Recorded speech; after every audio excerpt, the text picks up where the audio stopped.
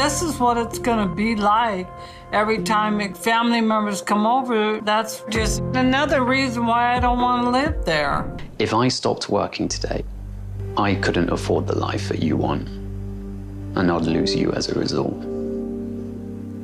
Jenny wants to move out, and Greta, by the looks of things, after basically being called a gold digger, might be looking to move back to the States sooner rather than later. Honestly, keep this up, Matthew, and I don't think you'll have a fiancé for too long. This doesn't really feel like my room, too. Oh. It just kind of feels like your room. Well, it is my room, so... So let's rewind to the start and pick back up where we left off with Jenny and Sumit right after the big fight with his aunt. Hey, are you okay? Why does she have a problem with me? What is wrong with her? Jenny and Sumit both appear to be in shock. Like, they can't believe that his aunt began to attack their marriage like that in public in front of everyone. Now, the problem is, the pair of them were extremely naive. You see, because they haven't actually spent that much time with his extended family since their marriage, and because they haven't heard from anyone from his extended family that expressly objected to their wedding, they believed, naively as it turns out, that everyone had come to just accept it. But, sadly, that's just not the case. And the fact remains, Sumit really should have known better.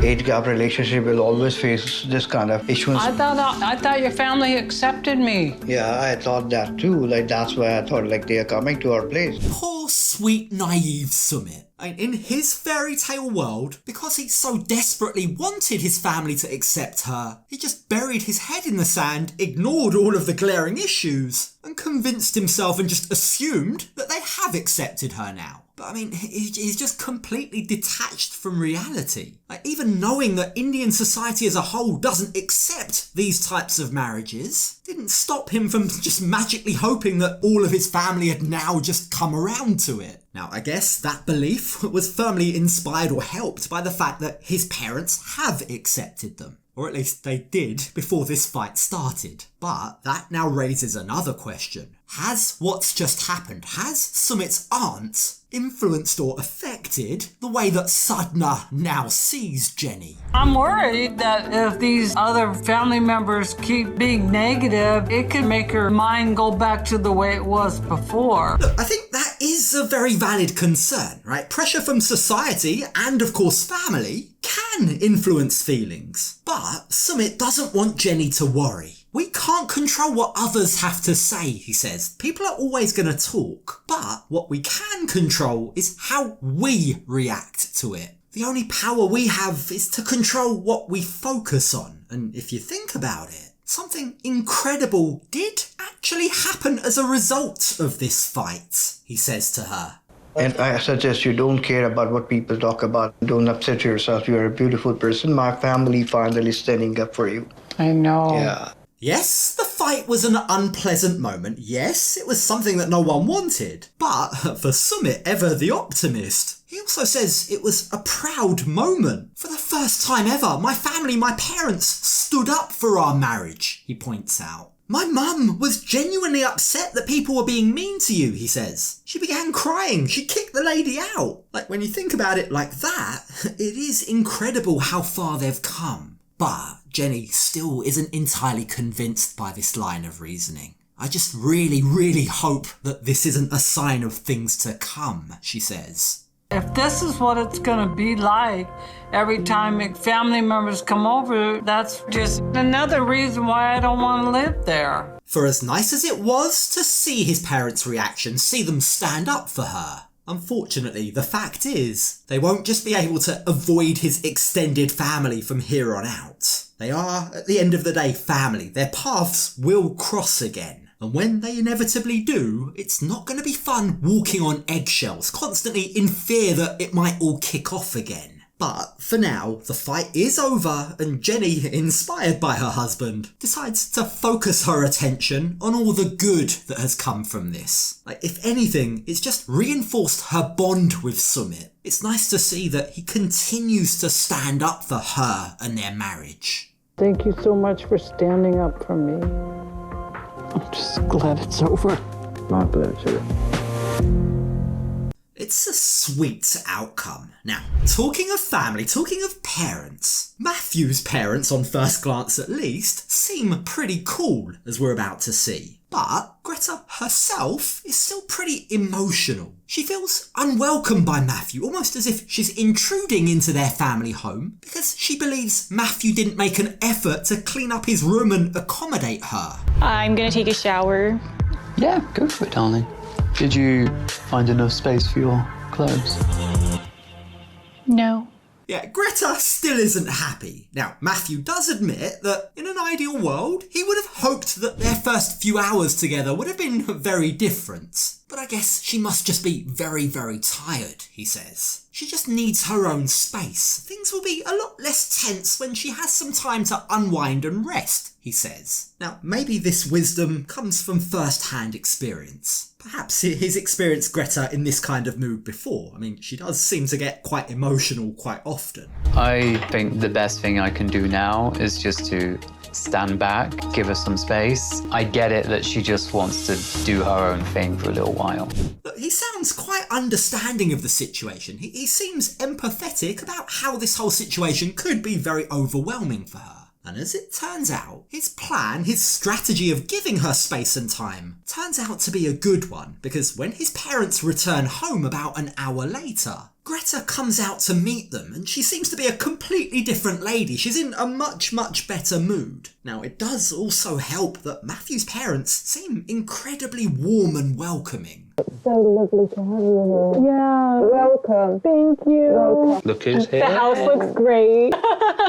So nice to see you again. Matthew's parents seem genuinely happy to have her here. Now, let's not forget, it is going to be a big change for them too. Like, someone new is going to be living under their roof. That will require compromise and adaptation from them too, but that's the least of their concerns. Like, they seem genuinely excited to see her. They seem genuinely happy for their son. Like, you can immediately see the love that they have for her. They really truly believe that he's found a great girl in Greta. I think Matthew has found his soulmate in Greta. I hope that they have the wedding and the babies and they live happily ever after. Now, his parents are so welcoming of Greta that they reassure her they've even made some meat-free zones in their kitchen to accommodate her and her dietary choices. Like, that's precisely the kind of adaptation that I was just talking about. They want her to feel at home, make their home her home. And more than that, his mum has also made a special effort to buy her a gift. That is a vegan cake. It's got blueberries in, it's got lemon in, and it's got apple and hazel on the top. Oh my god, thank you. That's so sweet. I'm gonna cry. Oh my god. Like, it's a lovely welcome home gift, isn't it? And there's a lot of nice little touches in there to show that they're really considering her. Like, at the top of the cake, they've not only included their cat, Apple, but they've also included Greta's cat,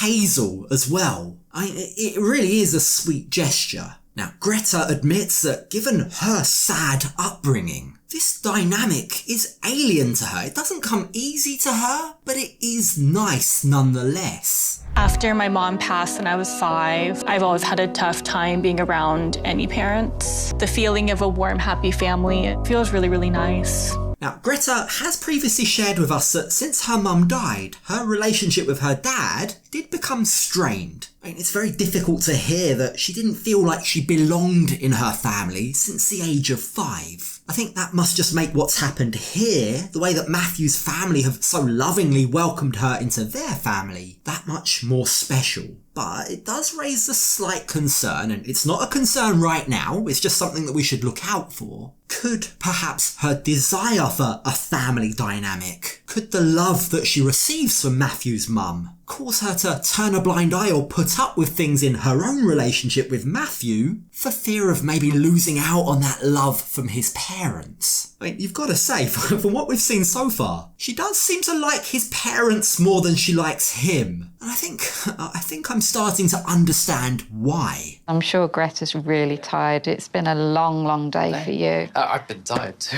I'm sure. Getting this place ready for her. But Greta's been travelling for hours. Why is he making it a competition? Okay, he might be tired, but he wasn't the one that just had to travel for hours and hours moving to a whole new country. Now, keep this in mind because it does kind of crop up again in a little while. But The warning signs are there, aren't they? This does kind of give the impression that maybe Matthew thinks he's putting a lot more into this relationship than he really is. Heck, dare I say it, maybe he thinks he's putting more into the relationship than Greta is. Now, as they settle into bed, Greta tries to explain to him how the lack of space makes her feel unwelcome in his room. This doesn't really feel like my room, too. Oh. It just kind of feels like your room.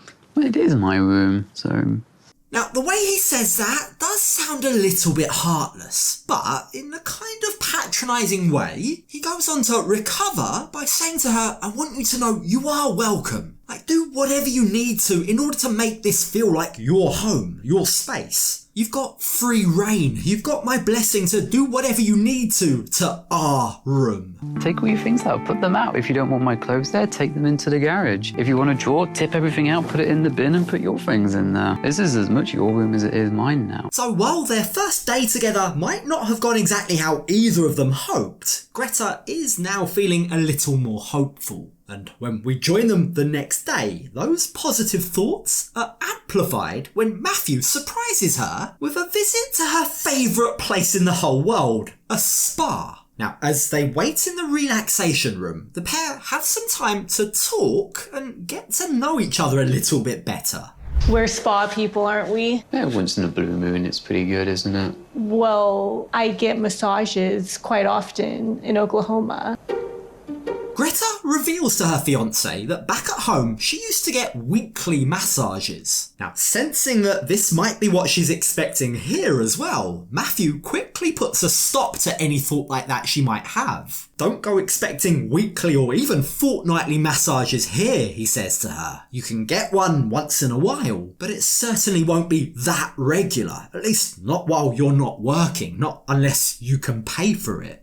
I'm fine to be the breadwinner here and support you and give you what you want to be happy, but I think there needs to be a realistic cap on things. Greta clearly isn't happy with this, and it's not because she disagrees that they need to be realistic with their money, but it's more the fact that that term, realistic, could mean anything to anyone. Like, were you being realistic when you upgraded the engine in your car recently, she asks him. Or what about that fancy new computer you just bought yourself? Was that being realistic with your money? Now, Matthew counters that by saying both of those things, the car and the computer, are for both of us. Those are things that we can share. But you spending money on a massage just for yourself isn't the same. That's for you. What do I get out of that? Like, from the way he's talking, it appears as though money, and more than that, point scoring, is at the forefront of his thoughts. It's as if there has to be a quid pro quo. There has to be 1 point for him and 1 point for her. Neither can get ahead of the other. He's keeping tally, he's keeping track, and I've got to say, that's not necessarily a healthy way to think about your money or your relationship. So why is it that he thinks like that? If I stopped working today, I couldn't afford the life that you want, and I'd lose you as a result. Did he just basically call his fiancée a gold digger just then? The lady that's given up everything to be with him? I mean, look, don't get me wrong, setting a budget is fine, right? But that isn't what he's doing here. This isn't budgeting. This is him saying that he doesn't think she'd be with him if he didn't have a good job. Now, Greta seizes on this to ask him, are you trying to say to me that you don't like your job? I wouldn't want you to do anything you don't enjoy just for the sake of money. But Matthew's response to that is to say, you've missed the point I'm trying to make. I do enjoy my career. I enjoy the work I do, and I feel like you don't necessarily appreciate how much I give to this.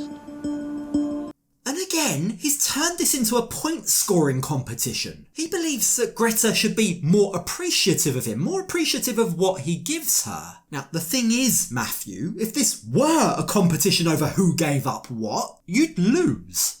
Not only did Greta give up her home and her cat for him, but let's not forget, she also literally just passed her bar exam. She's a lawyer back in America. She sacrificed, or at the very least, hit pause on her career for him as well. Like, to be able to be an attorney to practice law in the UK, she's going to have to take more exams. It's a bit rich that he's acting as if she hasn't also made huge sacrifices for him. Now, sadly, before Greta has the chance to defend herself, the pair are interrupted. We're all ready if you want to come up for your massages now. Sounds good. Sounds good. Feeling very tense.